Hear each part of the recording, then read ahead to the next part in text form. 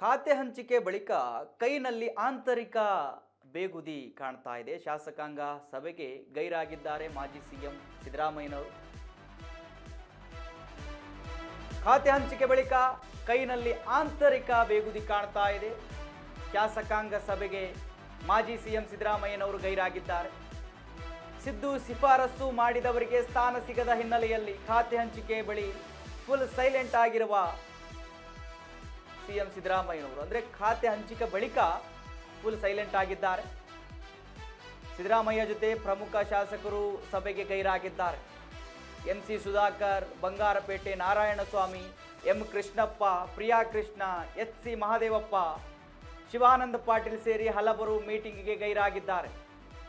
ಸದನದಲ್ಲಿ ಒಗ್ಗಟ್ಟು ಪ್ರದರ್ಶಿಸಲು ಡಿಕೆಶಿ ಅವರು ಮುಂದಾಗಿದ್ದಾರೆ. ಆದರೆ ಶಾಸಕಾಂಗ ಸಭೆ ಏನಿದೆ ಅದಕ್ಕೆ ಪ್ರಮುಖ ನಾಯಕರೇ ಹಾಜರಾಗಿಲ್ಲ. ಶಾಸಕರ ಅಸಮಾಧಾನ ಕಾಣ್ತಾ ಇದೆ. ಮಾಜಿ ಸಿಎಂ ಸಿದ್ದರಾಮಯ್ಯನವರು ಪಕ್ಷದ ದಿಟ್ಟ ನಾಯಕರು, ಗರ್ಜಿಸುವ ನಾಯಕರು. ಅವರು ಪಕ್ಷದ ಪರವಾಗಿ ಯಾವುದಾದ್ರೂ ಪ್ಲಾನ್ ಮಾಡ್ತಾರೆ ಅಂತ ಹೇಳಿದ್ರೆ ವಿರೋಧ ಪಕ್ಷದಗಳು ತಲೆ ಕೆಡಿಸ್ಕೊಂಡು ಕೂತಿರ್ತಾರೆ. ಬಟ್ ಇವಾಗ ಡಿ ಕೆ ಶಿವಕುಮಾರ್ ಅವರು ಶಾಸಕಾಂಗ ಪಕ್ಷದ ಸಭೆಯನ್ನು ನಡೆಸ್ತಾ ಇದ್ದಾರೆ, CLP ಸಭೆಯನ್ನು ನಡೆಸ್ತಾ ಇದ್ದಾರೆ. ಬಟ್ ಪ್ರಮುಖ ನಾಯಕರು ಅವರೇ ಏನು ಗೈರಾಗಿರ್ತಕ್ಕಂಥದ್ದು. ಸಿದ್ದರಾಮಯ್ಯನವರನ್ನ ಇಟ್ಕೊಂಡು ಅವರ ಜೊತೆ ಇರುವ ಅವರ ಬಣದವರು ಅಂತ ಏನು ಗುರುತಿಸ್ಕೊಂಡಿದ್ದಾರ ಅವರೆಲ್ಲರೂ ಕೂಡ ಗೈರಾಗಿದ್ದಾರೆ. ಈಗ ಆಂತರಿಕ ಏನು ಬೆಳವಣಿಗೆಗಳು ನಮಗೇನು ಕಾಣ್ತಾ ಇದ್ದಾವೆ ಅಂತ ಹೇಳಿದ್ರೆ ಆಂತರಿಕ ಬೇಗುದೆ ಆಗಿರ್ಬೋದು, ಅಸಮಾಧಾನ ಆಗಿರ್ಬೋದು, ಎಲ್ಲವೂ ಕೂಡ ಎದ್ದು ಕಾಣ್ತಾ ಇದೆ. ಯಾವಾಗ ಸಚಿವ ಸಂಪುಟ ವಿಸ್ತರಣೆ ಆಯಿತು, ಖಾತೆ ಹಂಚಿಕೆ ಆಯಿತು, ಸಚಿವ ಸಂಪುಟ ಹಿಡ್ಕೊಂಡು ಖಾತೆ ಹಂಚಿಕೆವರೆಗೂ ಇದೇ ನಡೀತಾ ಇದೆ. ಸಿದ್ದರಾಮಯ್ಯನವರು ಅಸಮಾಧಾನ ಆಗಿರೋದಂತೂ ಸ್ಪಷ್ಟವಾಗಿ ಕಂಡು ಬರ್ತಾ ಇದೆ. ಬಟ್ ಕೇಳಿದ್ರೆ ಅವರು ಇಲ್ಲ, ನಾನು ಸೈಲೆಂಟ್ ಆಗಿಲ್ಲ, ನಾನೆಲ್ಲ ಕಾರ್ಯಕ್ರಮಕ್ಕೂ ಭಾಗಿಯಾಗ್ತಾ ಇದ್ದೀನಿ, ಪುಸ್ತಕ ಬಿಡುಗಡೆಯಲ್ಲಿ ಭಾಗಿಯಾಗಿದ್ದೀನಿ, ಎಲ್ಲಿ ಸೈಲೆಂಟ್ ಆಗಿದ್ದೀನಿ ಅಂತ ಹೇಳ್ತಾ ಇದ್ದಾರೆ. ಅಂದರೆ ನಾನು CM ಆದಿಗೆ ಇದ್ದಾಗ ರಾಜ್ಯದ ಜವಾಬ್ದಾರಿ ಇತ್ತು, ಈಗ ನಾನು ಬರೀ MLA, ಅಷ್ಟೊಂದು ಓಡಾಡೋದಕ್ಕಾಗೋದಿಲ್ಲ ಅಂತ ಅವ್ರು ಹೇಳ್ತಾ ಇದ್ದಾರೆ. ಬಟ್ ಪಕ್ಷದ CLP ಸಭೆಯಲ್ಲೇ ಭಾಗಿಯಾಗಿಲ್ಲ ಅಂತ ಹೇಳಿದ್ರೆ ಸ್ಪಷ್ಟವಾಗಿ ಎದ್ದು ಕಾಣುತ್ತೆ ಅವ್ರಿಗೆ ಅಸಮಾಧಾನ ಇದೆ ಅಂತೇಳಿ.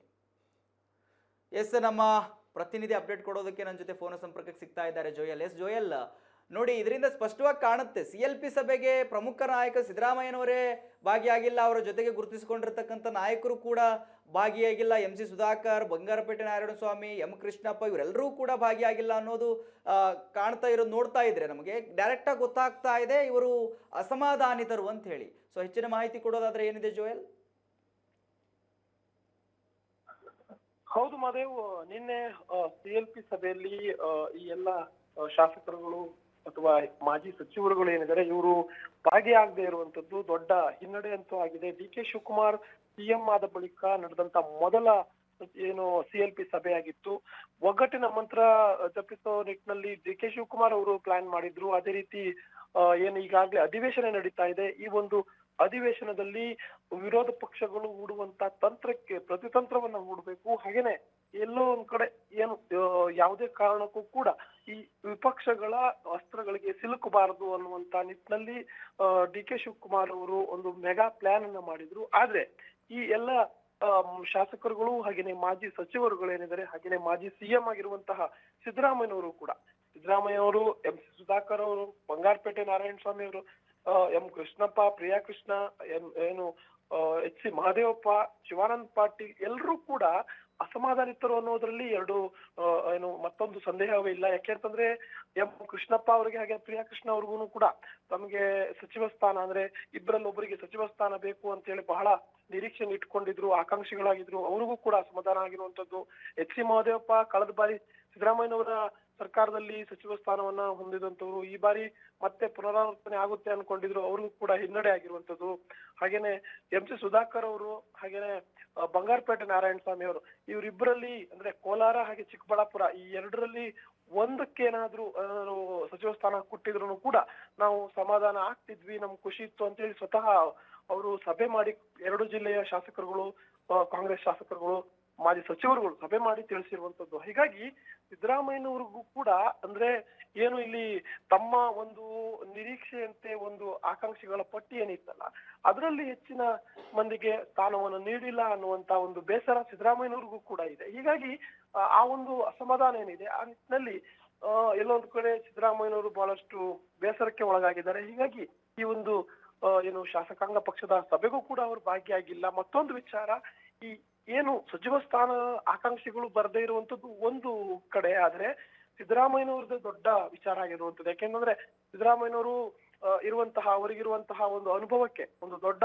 ಅವರಿಗೆ ಒಂದು ಜವಾಬ್ದಾರಿ ಇರುವಂತದ್ದು, ಪಕ್ಷದಲ್ಲಿ ವಿಶೇಷ ಸ್ಥಾನಮಾನ ಇರುವಂತದ್ದು. ಅವ್ರು ಹೇಳಿದ್ರೆ ಆ ಮಾತನ್ನ ತೆಗೆದುಕೊಳ್ಳುವಂತಹ ಶಾಸಕರುಗಳು ಸಚಿವರುಗಳು ಯಾರು ಇಲ್ಲ. ಹೀಗಾಗಿ ಸಿದ್ದರಾಮಯ್ಯನವರು ಬರದೇ ಇರುವಂತದ್ದು ನಿಜಕ್ಕೂ ಈ ಒಂದು CLP ಸಭೆಗೆ, ಹಾಗೇನೆ ಸ್ವತಃ CM DK ಶಿವಕುಮಾರ್ ಅವರಿಗೆ ದೊಡ್ಡ ಹಿನ್ನಡೆ ಅಂತ ಹೇಳ್ಬೋದು. Mahadev. Okay okay, thank you Joel ನಿಮ್ಮೆಲ್ಲ ಮಾಹಿತಿಗಾಗಿ. ಎಸ್ ವೀಕ್ಷಕರೇ, ಇವಾಗ ನೋಡಿ, ಬಹಳ ದಿನದಿಂದ ಕೂಡ ಕೇಳಿಬರ್ತಾ ಇತ್ತು ಅಸಮಾಧಾನಿತರಿದ್ದಾರೆ ಅಂತ ಹೇಳಿ. ಸಿದ್ದರಾಮಯ್ಯನವರಿಗೂ ಬಹಳ ಮನಸ್ಸಿಗೆ ನೋವಾಗಿದೆ ಅನ್ನೋದು ಯಾವಾಗ ಸಚಿವ ಸಂಪುಟ ವಿಸ್ತರಣೆ ಆಯಿತು, ಸಚಿವರ ಲಿಸ್ಟ್ ಬಂತು, ಆವತ್ತೇ ಗೊತ್ತಾಯಿತು. ಅವತ್ತು ಫುಲ್ ಗರಂ ಆಗಿದ್ರು ಸಿದ್ದರಾಮಯ್ಯನವರು. ಈಗ ಅದು ಮತ್ತೆಷ್ಟು ಸ್ಪಷ್ಟವಾಗಿ ಕಾಣ್ತಾ ಇದೆ. ಯಾವಾಗ ವಿಸ್ತರಣೆಯ ನಂತರ ಅಸಮಾಧಾನ ಆಗಿದ್ರು, ಮತ್ತೆ ಈಗ ಖಾತೆ ಹಂಚಿಕೆಯಲ್ಲಿ ಮತ್ತೆಷ್ಟು ಅವರಿಗೆ ನೋವಾಗಿದೆ ಅನ್ನೋದು ಮತ್ತೆ ಗೊತ್ತಾಗ್ತದೆ. 2 ಬಾರಿಯೂ ಕೂಡ ಸಿದ್ದರಾಮಯ್ಯನವರಿಗೆ ಅವರ ಹೇಳಿರುವಂಥವ್ರಿಗೆ ಸಚಿವ ಸ್ಥಾನ ಕೊಟ್ಟಿಲ್ಲ, ಹೇಳಿರುವ ಖಾತೆ ಕೊಟ್ಟಿಲ್ಲ ಅನ್ನೋದು ಬಹಳ ನೋವಿನ ಸಂಗತಿ ಅವರಿಗೆ. ಅದಕ್ಕೆ ಈ ಒಂದು DK ಶಿವಕುಮಾರ್ ಅವರು ಏನು CLP ಮೀಟಿಂಗ್ ನಡೆಸ್ತಾ ಇದ್ದಾರೆ, ಅಲ್ಲಿ ಎಲ್ಲ ಶಾಸಕರನ್ನು ಒಗ್ಗಟ್ಟಿನ ಮಂತ್ರವನ್ನು ಸ್ಫಟಿಸೋದಕ್ಕೆ ಯಾವ ರೀತಿ ಅವರು ರೆಡಿ ಆಗ್ತಾ ಇದ್ದಾರೆ. ಆ ಒಂದು ಶಾಸಕರ ಸಭೆಯಲ್ಲಿ ಸಿದ್ದರಾಮಯ್ಯನವರ ಜೊತೆ ಗುರುತಿಸಿಕೊಂಡಿರುವಂಥ ನಾಯಕರು ಭಾಗಿಯಾಗದೇ ಇರೋದು ಎಲ್ಲೋ ಒಂದು ಕಡೆ ಮತ್ತಿಷ್ಟು ಅಸಮಾಧಾನ ಇದೆ ಅಂಥೇಳಿ ಗೋಚರಿಸ್ತಾ ಇದೆ, ಮತ್ತು ಮತ್ತಿಷ್ಟು ಚರ್ಚೆ ಆಗೋದಕ್ಕೆ ನಾಂದಿ ಹಾಡ್ತಾ ಇದೆ ಇವೆಲ್ಲವೂ ಕೂಡ.